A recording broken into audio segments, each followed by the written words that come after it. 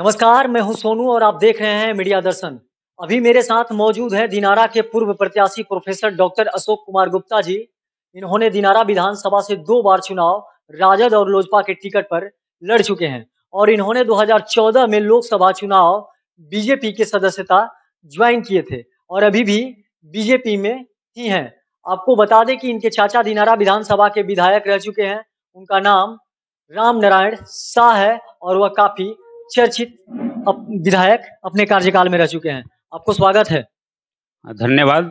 आपको भी नए वर्ष की शुभकामना मीडिया चैनल को। अभी दिनारा विधानसभा विधायक के द्वारा एक कल बयान आया है, जिस तरह से उन्होंने नीतीश कुमार सरकार पर हमला किया है और बोला है कि इनके सरकार में सत्ता निरंकुश सरकार है। क्या कहना चाहते हैं? मैं सबसे पहले दिनारा के माननीय विधायक की बात न्यूज चैनल पर कल हमने देखा, तो मैं इस मुतल्लिक मेरा मानना है कि बिहार के मौजूदा राजनीति में जो गठबंधन धर्म का पालन हो रहा है, तो उसमें व्यवस्था के सवाल पर माननीय विधायक भाई विजय मंडल जी का बयान बिल्कुल सटीक है और निश्चित तौर पर हम लोग तो भारतीय जनता पार्टी में हैं और उन्होंने जो भी बयान किया वो व्यवस्था के सवाल पर बिल्कुल ठीक ठाक बोल रहे हैं। माननीय मुख्यमंत्री बिहार के इतिहास में सबसे निरंकुश मुख्यमंत्री हैं। मंडल जी जो दिनारा विधानसभा के विधायक हैं, यह भी कह रहे हैं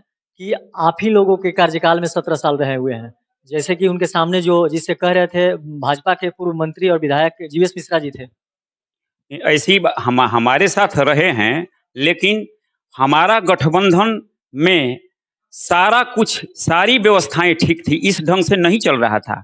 हमारे नेता निश्चित रूप से कोऑर्डिनेशन कमेटी उसके लिए बनी हुई थी, सब लोग राय मशविरा सब कुछ दे रहे थे और माननीय मुख्यमंत्री जी पर काफी उन पर लगाम था और लगाम के माध्यम से वो चल रहे थे। और ये महागठबंधन जब से आया तो इसमें इनके अपने ही नेता खुद तकलीफ बयां कर रहे हैं। अभी देखिए माननीय पूर्व कृषि मंत्री जी हमारे ही इलाके के हैं, उनके साथ जो हुआ वो क्या था, वो कहाँ माननीय सुधाकर भाई जी हम लोग के मित्र भी रहे हैं, उनका एक पैसा कहीं भी कोई गलत नहीं था। माननीय मुख्यमंत्री जी संसदीय व्यवस्था को शर्मसार उसी दिन कर दिए जब उनको इस्तीफा देना पड़ा। इसलिए मैं ये मानता हूं कि पूरी संसदीय व्यवस्था को माननीय मुख्यमंत्री जी ने शर्मसार कर दिया है और वो एक तरफा राज चलाना चाहते हैं और तानाशाही चलाना चाहते हैं। लगातार आरोप लगाया जा रहा है राजद के जो विधायक हैं पूर्व कृषि मंत्री सुधाकर सिंह, कभी उनको चोर कह देते हैं, कभी उनको भिखमंगा कह देते हैं, कभी चोरों का सरदार बता देते हैं। आखिर क्यों, क्या चल रहा है राजद खेमे में? देखिए, मैं भारतीय जनता पार्टी के कार्यकर्ता के हैसियत से जो मेरा अनुभव रहा है, एक बात मैं शुरू से ही देख रहा हूं कि बिहार सरकार के जितने विभाग हैं सब पर भले ही कैबिनेट मंत्री हो जाएं, स्टेट मिनिस्टर हो जाएं, लेकिन माननीय मुख्यमंत्री जी अपने से प्रधान सचिव डालते हैं। अब दोनों लोगों का म्यूचुअल कॉम्बिनेशन कि कैबिनेट मंत्री जो हैं उनके मुताबिक प्रधान सचिव सटीक नहीं बनता, उनका रिमोट कंट्रोल सीधे सीएम हाउस से रहता है और इसीलिए यही मार माननीय भाई सुधाकर सिंह पर पड़ा और यही रिएक्शन हुआ कि उनके निर्देश का पालन एक ब्यूरोक्रेट उसी विभाग का प्रधान सचिव नहीं माने और यही झगड़ा था। तो माननीय मुख्यमंत्री जी की पुरानी आदत है कि चाहे वो किसी का भी शासन रहा हो, लेकिन अपना ब्यूरोक्रेट सेट करना उनके जमीर में है और इसीलिए जो जनप्रतिनिधि हैं उनसे अनबन होता है। देख लीजिए, अभी कुछ दिन पहले जदयू के माननीय मंत्री मदन सिंहनी जी का भी आखिर रुष्ट होना किस बात का परिचायक था? ये तो शुरू से ही मैं देख रहा हूं, गठबंधन चाहे मेरा भी रहा हो चाहे इनका भी रहा हो, लेकिन माननीय मुख्यमंत्री जी 2 विभाग हमेशा ले रहे हैं, गृह विभाग और सामान्य प्रशासन, और उसी के माध्यम से अफसरों की सेटिंग चलती है। आज देख लीजिए, बालू माफिया, भूमि माफिया चौतरफा सक्रिय हैं और किस कदर कार्यपालिका जो है विधायिका पर हावी है।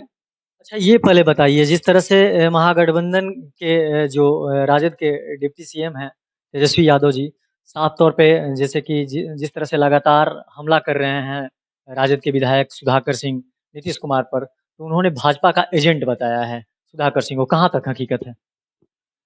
यह तो ये उनके दल का मामला है, कौन किसका एजेंट है। लेकिन मेरा मानना है कि माननीय सुधाकर भाई जी तो अभी राष्ट्रीय जनता दल के ही एमएलए हैं। लेकिन मेरी मान्यता जहां तक है कि राजपाट के लिए किसी भी हद तक राष्ट्रीय जनता दल के माननीय उप मुख्यमंत्री जी मजबूर हैं। और भले ही वो गठबंधन में हैं, अब सोचिए कि सबसे ज्यादा माननीय विधायकों की संख्या उनका, और कम अल्पमत में रहते हुए भी डोमिनेंट हैं माननीय मुख्यमंत्री, और उनके दल के जितने नेता लोग जितना अपशब्द इस्तेमाल कर रहे हैं राष्ट्रीय जनता दल के नेताओं के लिए, रोज बरोज बयान हम सुन रहे हैं।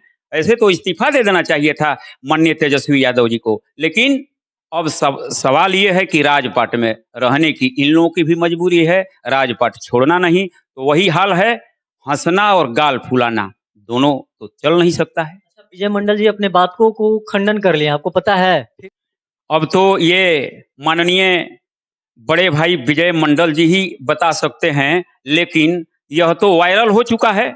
माननीय हमारे नेता पूर्व मंत्री जीवेश मिश्रा जी के साथ वो बातें करते दिखाई पड़ रहे हैं। क्या वह तस्वीर गलत है?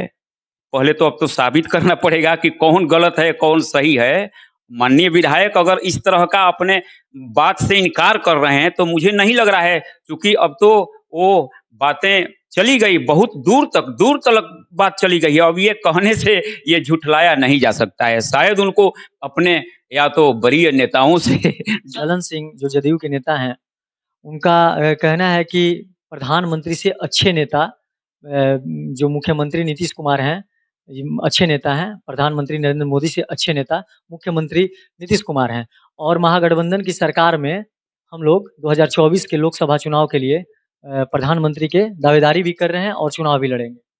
माननीय ललन बाबू जो राष्ट्रीय जनता दल यूनाइटेड के राष्ट्रीय अध्यक्ष हैं, हम सबों के अभिभावक तुल्य हैं। लेकिन एक बात तो पूरा बिहार सारा जहान जानता है कि माननीय मुख्यमंत्री के वे यस मैन हैं। तो यस मैन भला कैसे कह सकता है?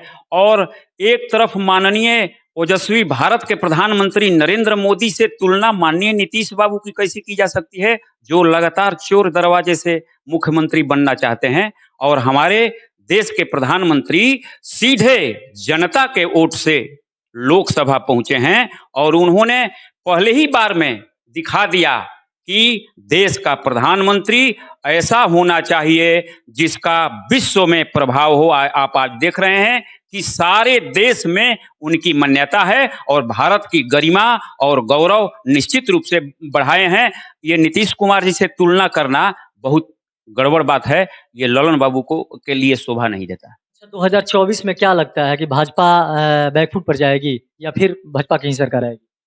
भारतीय जनता पार्टी की जो नीतियां हैं और जिस ढंग से समावेशी विकास के लिए चौतरफा माननीय नरेंद्र भाई मोदी जी के नेतृत्व में एक से एक समाज के अंतिम व्यक्ति तक आप जान रहे हैं कि भारतीय जनता पार्टी का एजेंडा जो है पंडित दीनदयाल उपाध्याय के एजेंडे पर समाज के अंतिम व्यक्ति को लाभ पहुंचाना है।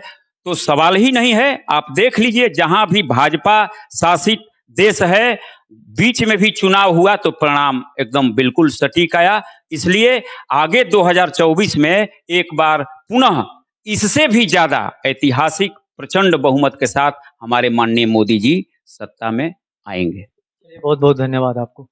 जैसे कि अभी आपने डॉक्टर अशोक कुमार गुप्ता जी से सुना, सीधा सीधी तौर पे इनका कहना है कि 2024 में आने वाला लोकसभा चुनाव हम ही लोग जीतेंगे। 2024 में जो भाजपा की लड़ाई रहेगी, सीधा सीधी तौर पे मतलब कांग्रेस से ही लड़ाई रहेगा और फुल बहुमत के साथ 2024 में भाजपा अपना सरकार बनाएगी। तमाम आप ऐसे ही खबर देखने के लिए हमारे साथ बने रहिए। मैं मीडिया दर्शन से सोनू कुमार, धन्यवाद।